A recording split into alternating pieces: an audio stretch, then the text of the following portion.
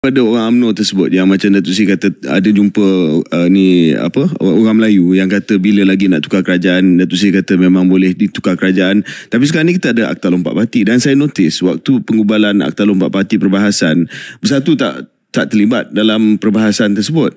Mungkin kerana rasa segan sikit Datuk Seri kot sebab dulu lompat kan. Dia ginilah.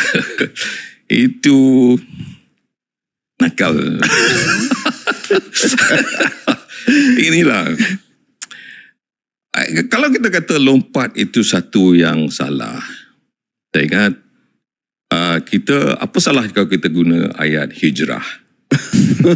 Jadi dia boleh kedua-duanya. Terpulang kita nak guna ayat yang mana. Ayat nakal dia kata lompat. Kalau saya menjawab secara nakal, ialah apa yang selalu orang kata katak melompat. Ada peribahasa Melayu mengatakan katak duduk di bawah tempurung. Kalau tempurung tu besar, katak-katak duduk dalam, dah nak mati lah.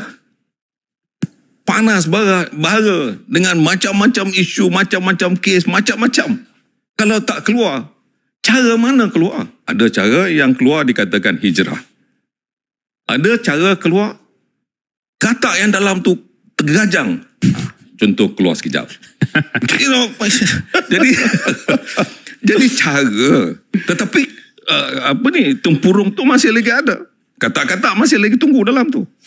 So it doesn't matter. It doesn't matter to me. Tapi cuma ini dalam politik. Kita adalah sama ada ianya boleh diguna pakai dalam waktu mana, perjuangan yang mana yang harus kita bawa, itu terpulang. I welcome both of you, for example, to come and join us. Kenapa? Dalam politik ini, kita tak boleh lah nak kata, kita tak boleh ni, kita kena teruskan. Mesti biar macam mana tempurung ni nak kena bakar, mampus pun, duduklah dalam tu.